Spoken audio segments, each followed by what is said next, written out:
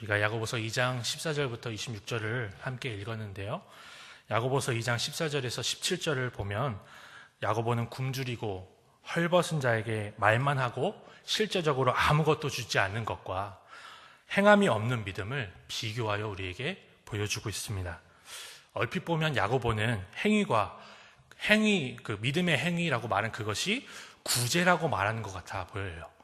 하지만 야고보가 예로 든 상황은 초대교회에서 있을 수가 없는 일이었습니다. 사도행전을 보면, 누가가 쓴 사도행전을 보면 야고보가 목회하고 있는 초대 예루살렘 교회는 자기의 소유를, 심지어는 자기의 모든 것을 팔아 형제 자매의 육체적 필요를 따라 나눠주는 그런 교회였습니다. 그게 너무나 당연했습니다. 예루살렘 교회의 7 집사가 왜 세워졌습니까? 바로 헬라파 과부들이 구제에서 빠지는 문제 때문에 7 집사를 세웠던 것 아니겠습니까? 아나니아와 삽비라가 왜 전 재산을 팔아서 반만 내면서 다 냈다라고 거짓말을 했을까요? 그것이 당연하고, 교회의 중직들은, 교회를 섬기는 많은 사람들은 실제로 자기의 것들을 다 팔아 구제하도록 나눠주었기 때문에 그런 거 아니겠습니까? 이로 보건대 예루살렘 초대교회는 자기의 것을, 그리고 자기 형제 자매들의 필요를 따라 나눠주는 것이 너무나 당연하고 당연시되는 일이었다라는 것을 우리가 확인할 수 있습니다. 이것이 교회의 상식이고 그 당시 교회의 상식적인 문화였다라는 것을 확인할 수 있죠. 이렇게 적극적으로 구제하며 나누는 사역은 예루살렘 교회에만, 유대인으로 구성된 예루살렘 교회에만 해당하는 것이 아니었습니다. 유대인이 주로 있고 이방인들도 있었지만, 다른 고린도라든가 아니면 다른 데살로니가 지역에 있는 교회들도 이렇게 성도들의, 형제 자매들의 필요를 따라 헌금을 모으고 사도 바울을 통해서 전해주는 모습을 우리가 사도행전이라든가 바울서신을 통해서 곳곳에 확인할 수 있습니다. 이렇게 이방인과 유대인을 막론하고 예수 그리스도 안에 있는 자들이 성도의, 형제 자매의 필요를 따라 나눠주는 것이 너무나 당연한 상식처럼 여겨지는 초대교회에 더웁게 하라, 평안히 가라, 배부르게 하라 라고 말만 하면서 아무것도 주지 않는 것은 비상식적인 일이었다라고 볼 수가 있는 거죠. 사실 초대교회는 그렇지만 지금의 현대교회는 이렇게 다 나눠주지는 않잖아요. 초대교회만 하나님의 사랑을 많이 받았기 때문에 그런 것이 아니라, 초대교회가 이렇게 구제사역에 열심을 낼 수 있었던 이유는 이미 하나님이 구약성경에서 교회에게, 아니죠, 신약으로 하면 교회라고 할 수 있고 이스라엘 백성에게 이 구제를 명령하셨기 때문에 그렇습니다. 나그네와 고아와 과부와 이러한 연약한 자들에게 나눠주라, 다 거두지 말고 냅두라, 분명 말씀하셨습니다. 하나님이 희년법을 제정해서 그 해에 원래 소유주에게 다 돌아가게 하는 거예요. 재산의 분배, 토지의 분배가 이루어졌던 게 하나님의 명령이었습니다. 구제가 하나님의 명령이었다는 거죠. 그런데 구약 성경을 보면 이스라엘 백성들은 부익부 빈익빈, 심지어는 포도원을 뺏고자 나쁜 관계를 해가지고 죽이잖아요. 그렇죠? 나봇의 포도원 뺏고자 하잖아요. 그런 모습들을 보이면서 이 희년법이라든가 구제에 대한 명령은 전혀 지켜지지 않았습니다. 이제 신약 성경에 성령께서 강림하시고 12지파된 이스라엘 백성, 신약의 교회는 이걸 지킨 거예요. 다 나눠주는 거죠. 자기의 재산을 팔아 가난한 자들에게, 연약한 자들에게, 필요한 자들에게 나눠주는 게 너무나 당연했던 겁니다. 이 부분을 우리가 좀 짚고 넘어간다면, 야고보가 이렇게 나눠주는 문제와 믿음의 행위에 대해서 이야기하는 것을 어느 정도 연관성 있게 볼 수가 있습니다. 이렇게 초대교회, 예루살렘 교회뿐만 아니라 초대교회들은 바로 이 하나님의 구약부터 이스라엘 백성들에게 주신 하나님의 명령 앞에서 마음을 다해서 순종하고 있었던 모습을 보여주면서, 이 안에서 믿음의 행위가 없다면, 이렇게 나눠주는 게 당연한데 안 나눠준다면 비상식적이지, 믿음에도 행위가 없다는 건 비상식적이지 않겠습니까? 라고 물어보는 구절이 14절에서 17절입니다. 이와 같이 하나님의 율법을 따라 구제가 너무나 당연시되는 초대교회의 배경에서 야고보는 믿음이 있으나 행위가 없는 것을 지극히 비정상적인 거라고 말해주고 있는 것입니다. 말만 하면서 돕지 않는 것이 그 당시 초대교회 배경에서 너무나 비상식적이고 말도 안 되는 행동이었던 것처럼 행위가 없는 믿음은 구원에 전혀 유익이 없다는 것이죠. 그러나 14절에서 17절은 이 야고보서의 기자, 야고보 장로가 구원에 대해서 굉장히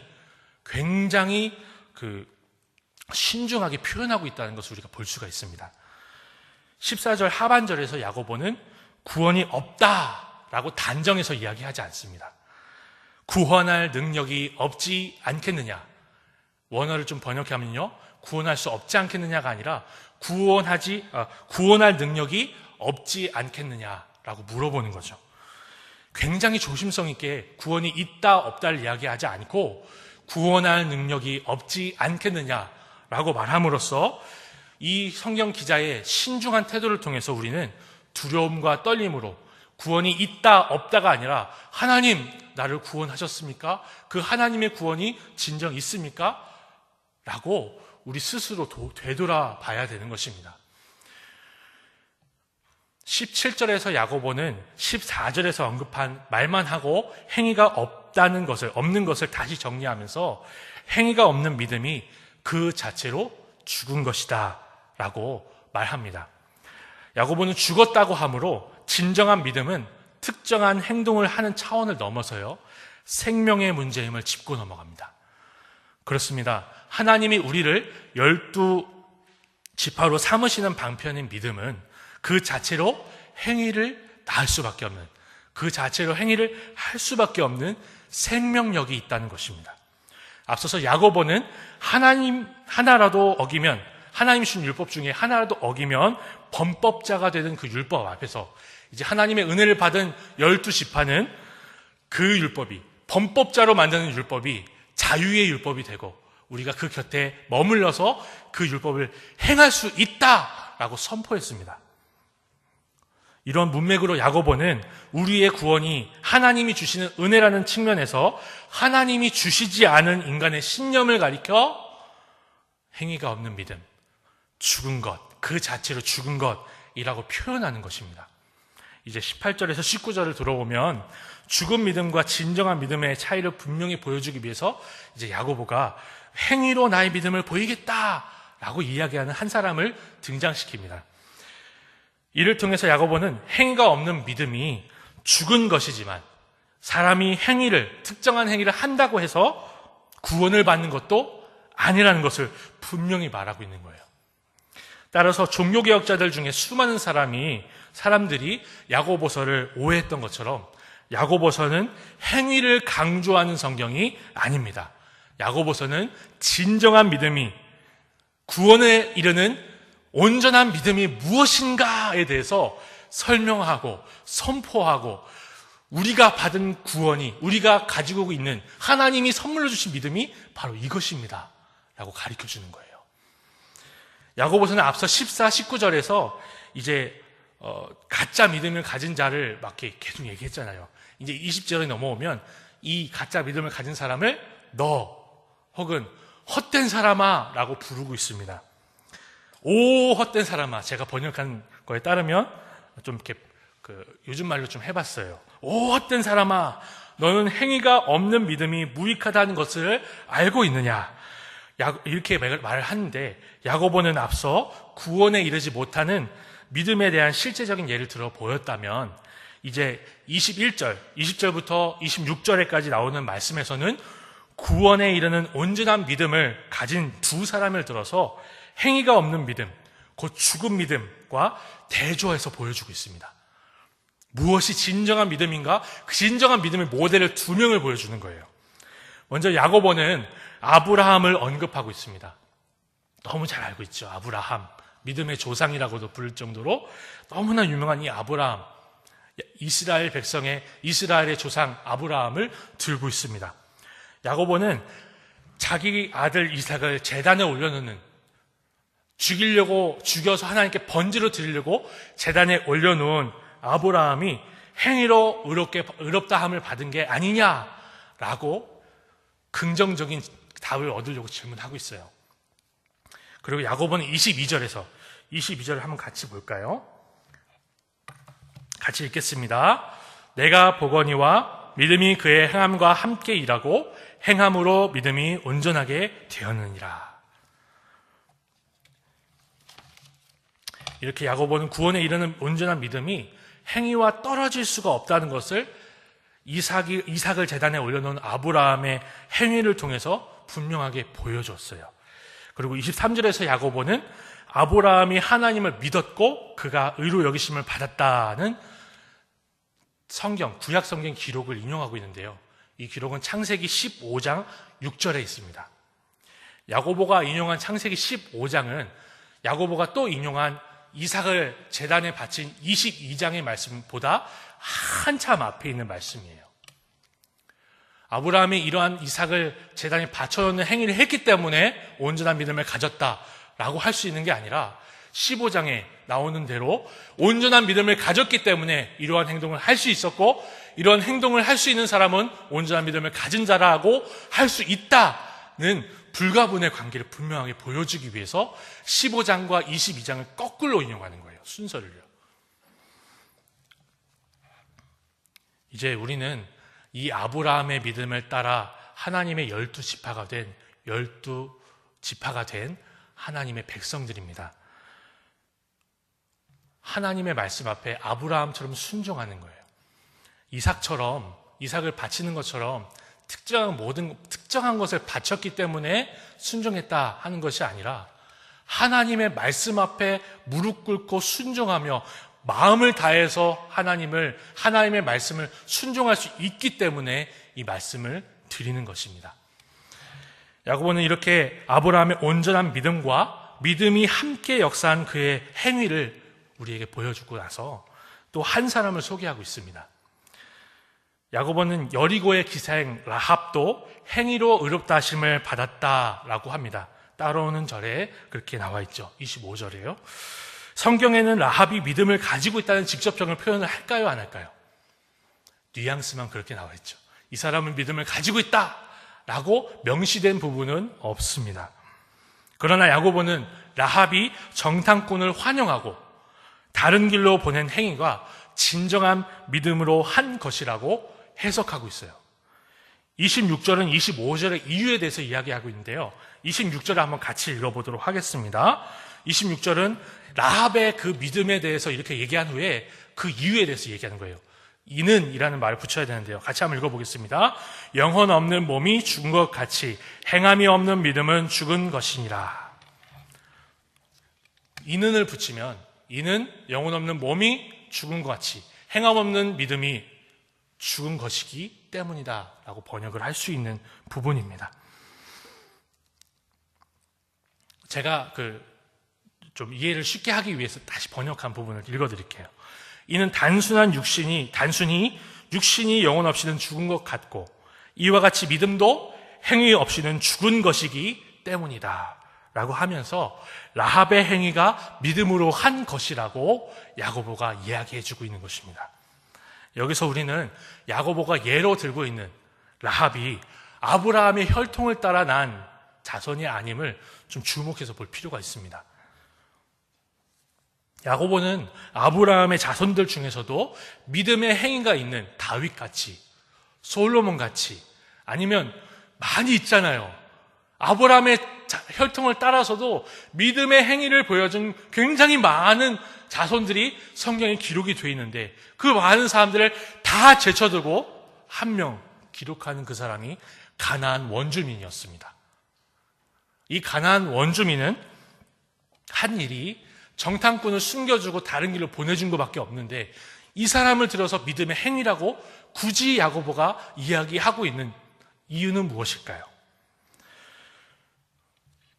야고보는요, 이걸 보여주고 싶은 거예요.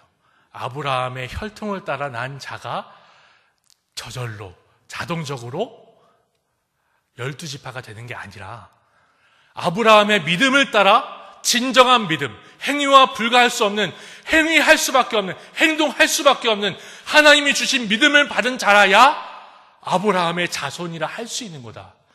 이 얘기를 가르쳐주는 거예요. 이러므로써 앞서 야고보가 뭐라고 했었냐면, 우리 2장 14절 읽기 전에 분명히 전달에 분명하게 우리가 확인했습니다. 우리는 자유의 온전한 율법을 들여다보는 자들, 그 곁에 머물고 잊지 않고 행하는 자들이다. 이것이 하나님의 은혜다 라고 분명히 얘기했던 이 야고보가 이제는 반면교사들을 다 보여주고 나서 아브라함과 라합을 보여주면서 바로 우리가 아브라함처럼, 라합처럼 그 아브라함의 믿음을 따라 하나님의 백성으로서 하나님의 율법 앞에 즐거이 순종하며 하나님의 말씀을 지키는 자들이 되었다라고 가르쳐주는 본문이 우리가 읽은 2장 14절에서 26절의 말씀인 것입니다. 우리는 이렇게 하나님이 아브라함에게 주셨던 그 온전한 믿음을 은혜로 받은 12지파가 되었습니다. 믿으십니까? 구원에 이르는 진정한 믿음을 가진 우리는 자유의 온전한 율법의 곁에 머물며 하나님이 요구하신 것을 믿음으로 행하며 주님 오실 날을 기다려야 할 줄로 압니다. 아울러 교회 안에서 행위가 없는 믿음, 딱 봐도 마음에 안 드는 분들이 계시잖아요. 예수님 안 믿는 것 같고 저 사람은 구원이 있을까 생각이 되는 분들 계시지요. 그런 분들에 대해서 야고보가 그렇게 얘기하잖아요. 구원할 능력이 없지 않겠느냐? 없다라고 얘기하지 못하잖아요. 우리는 그렇게 기도해야 되는 사람들이에요. 하나님, 혹시라도 구원받을 만한 믿음이 없을지라도 주께서 구원하실 줄을 믿습니다. 구원받을 믿음을 허락하옵소서. 자녀들을 보고 부모님들을 보고 이 가정의 달에 우리 가족을 볼 때 교회는 다니는데 이 야고보가 말하고 있는 자유의 온전한 율법을 누리고 있지 못한 우리 가족들이 보이십니까? 우리는 이러한 자유의 온전한 율법, 지금은 봤을 때 별 볼 일 없고 하나님의 말씀대로 살지 못하는 나 같지만 그래도 쟤보다는, 그래도 내 자식보다는, 그래도 내 부모님보다는 낫다가 아니라 하나님 우리 가족에게 온전한 믿음을, 구원에 이르는 온전한 믿음을 좀 허락하옵소서. 교회만 다니고 예배만 드릴 뿐만 아니라 믿음의 행위가 있는 온전한 믿음을 소유하게 하옵소서. 이런 기도가 나와야 되지 않겠습니까? 사랑하는 성도님들, 우리 모두가 주님 앞에 온전한 율법을 누리며 주님 오실 날을 기다리는 성도로 부르심을 받은 것이 맞다면 우리가 간절히 기도하고 사모해야 될 하나는 우리 주변에 내가 가진 믿음이 이러한 온전한 믿음 되어서 영향을 미치고 하나님의 자녀답게 사는 것이 얼마나 행복하다는 것을 볼 수 있는 것, 그런 삶을 산다는 것, 그게 가장 큰 행복이고 기대해야 될 것이고 우리가 받은 선물이라는 것을 확인해야 되지 않겠습니까? 아무쪼록 이번 5월 달에 다시 한번 야고보서의 말씀을 읽으면서 보면서 누리면서 하나님이 주신 구원과 우리 주님께서 주신 은혜를 마음껏 노래할 수 있는 한 달이 되길 소망합니다. 기도하겠습니다.